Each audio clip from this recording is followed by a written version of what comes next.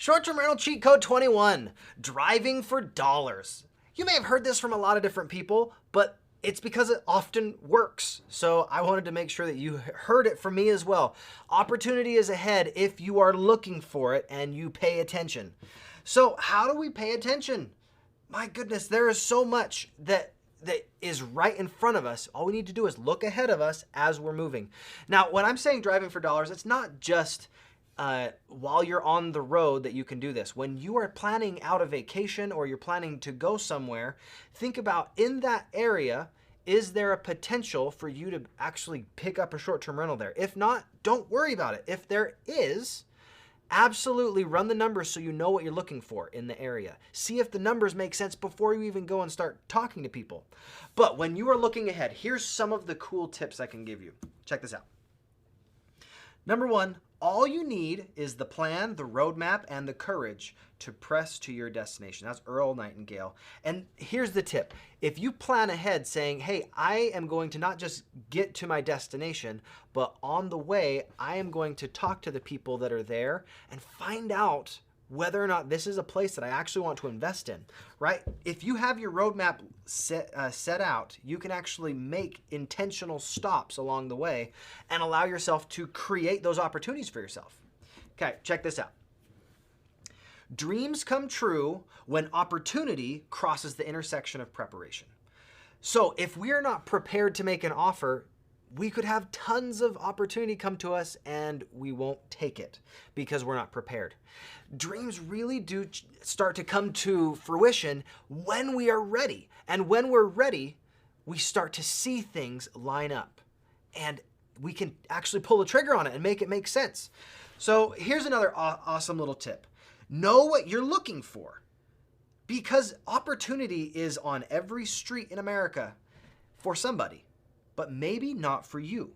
You need to make sure that you know what you're looking for so you can be intentional with your actions, be intentional with what you're looking for, and find out whether or not it actually makes sense. So when you know what you're looking for, you can see the little clues. Know what you're looking for. It's so important. All right. Now, here's a strategy I learned as a missionary when I was planning out my day. There were certain areas where we had appointments. There were certain places that we had to be. And since we had to be there, we had to think, what could we do to utilize our time the most efficiently? When you're driving for dollars, there needs to be a return on your investment, right? We are investing our time into this strategy. So if you are in one place, think about within a very small area, is there a place you could go that would be useful for you to talk to someone that might help build your business, right? It doesn't even you don't necessarily have to invest in that area to have this driving for dollars strategy work. It might be, I have a meeting in Salt Lake City downtown and I know I have somebody else that I could speak to that is right in Bountiful. Another 10 minutes and I could go have basically 2 money producing activities in one afternoon. So while you're there, you might as well look around. Think of it as window shopping. When you go to a mall, you don't have to buy every single thing that you see, but while you're there, browse around, see what's on the market, see if any of it actually makes sense for you to pick up. If it doesn't, that's fine. It didn't cost you anything to look, except for your time, so be careful there. All right, next, this is a strategy I learned from one of my dear friends, Nixon Kasue. I'm going to give him credit for this. He said, I'm looking for 3 homes here. When he talks to somebody, it's not just, hey, I'm looking for a home for myself. He talks about how he has this abundance mindset. He wants more than just the one. And as you start to put yourself out in that space to say, I want more than what I currently have, suddenly you can find more deals, right? You'll have people come to you and say, oh, since you're here, let me show you what I've got on my portfolio and check these out. See if they meet your criteria as well. Now, let me share another idea here that as a teacher, I was a teacher for a long time. For 7 years, I taught Mandarin Chinese and theater. And this is still, it gets under my nerves. It just gets on my nerves and it bugs me. The no-name pile. All of you have done this. I did this when I was in middle school as well. If you don't put your name on the piece of paper that you leave behind, guess what? Your visit didn't matter. If you didn't actually see someone and they can't know that you were there, you didn't get credit. So just like what happens in the no-name pile, if you show up and nobody knows that you were there in the neighborhood, you kind of wasted your time.